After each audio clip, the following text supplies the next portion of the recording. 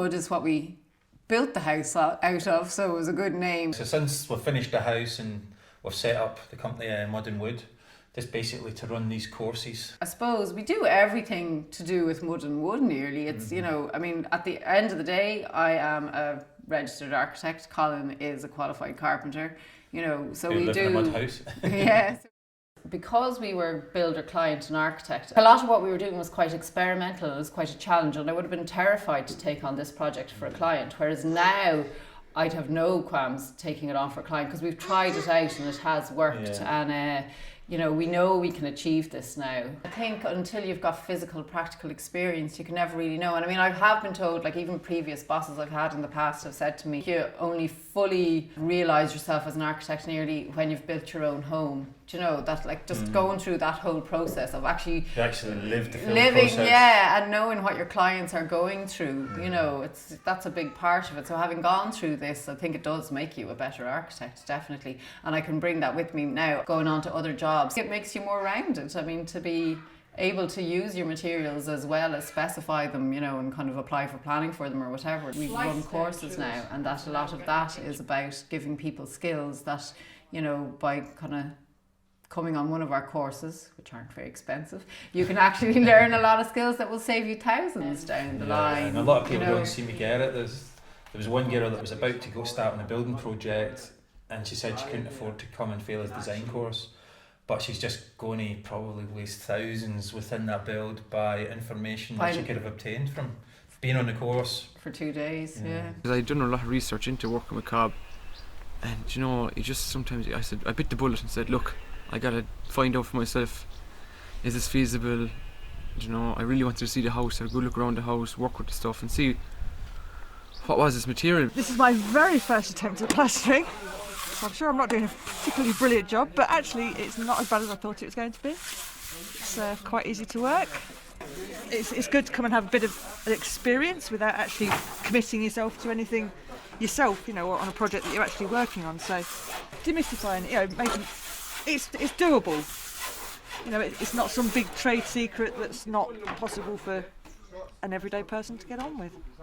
Put your mind at rest as to whether, will I, won't I. You can spend the whole year thinking about will I, won't I. Just go on the course. It doesn't cost a fortune. It's a beautiful part of the country. Feile and Colin are both really enthusiastic and they've got a lot of knowledge.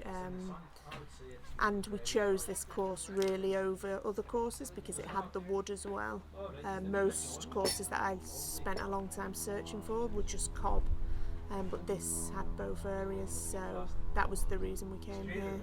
There's kind of a big DIY, it's kind of self-building movement, you know, probably slow building movement kind of growing out. That's what a lot of our courses are about, giving you the skills to build your own home. One thing we found interesting in the last few years, even everything like knitting, pottery, all the crafts, they're all being revived. People are doing it for themselves, and I think building your own house, it's doing it for yourself on the biggest scale you can do it.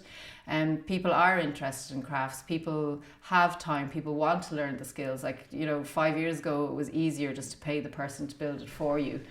But I think a lot of people were kind of feeling quite dissatisfied with their lives too. In Ireland, just suppose, you know, it's become the route of getting a house. You go to the bank, you get a mortgage, you buy something that somebody else has built.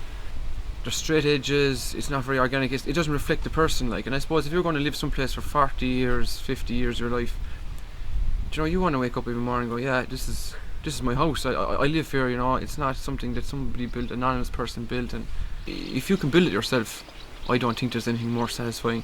Like, we understand that people want to learn the skills, and there's a satisfaction gained from doing it yourself. What we're doing is giving skills to, you know, and it's everything from how to build a simple roof, a design course, you know, what things you should be thinking about. Yeah. And if you're going to design a house, or even if you're just going to design your extension, where is the best place to put your extension and how can it improve the overall flow of your house? It's something that you can do yourself, it really is. Like, and we've been doing it, and people on the course here who haven't worked in buildings anytime before, they really, at the end of the week, they really get into it and they were loving it. And you can even see 1 week they're loving working with Cobb. And then following up with consultancy, so if people get a little bit stuck, you can help moving them on ahead. It might be only going down to visit them, you know, maybe once a month, or they might just have to lift the phone to be reassured that they go in the right direction, or they might actually bring you in for a whole phase of putting the roof on, for example. But we offer all those services, you know, as well as the courses. Like the people that are interested in cob building are such a good group of people, and that's the type of people we want to be around, you know. And Yeah, the food, the food, the healthiest. the vibes of the group. And then working with mud is great fun. So if people want to do a bit of team building, or we've actually got youth quite a few club, courses bringing us in to do those yeah, things. where we're going to groups, and we kind of help them, you know, build maybe something build on their site. a small little cob bench or a cob Yeah. structure, and it's just to get, you know, the group bonding. It's more about the bonding than the mud. Do you know what I mean? But then that gives them the knowledge and ability to build little structures on their own. So yeah. to- By to give spending and a teach. small bit of money, you actually Can save save so much so money in much the money, long run. yeah. And I think what we found as well, because we've run a few courses at this stage and we've really enjoyed running them, but it's also made us realise we've gained so much knowledge and skill through this process. Yeah. We've so much to pass on, and that's what we kind of finished the day with when we're with our students. And I mean, so far it's been nice. We've got feedback like that. We are very Yeah. passionate about what we do, but we really Just even are. showing people around the house, there's so much time and love and energy went into it. I'd love people just stopping for a visit and just showing them the house. It's nice. You don't want bus loads of people coming up to knock on your door now, do you? They definitely want to come on our courses and maybe want a little bit of natural edge timber built. Yeah, sure, bring them on.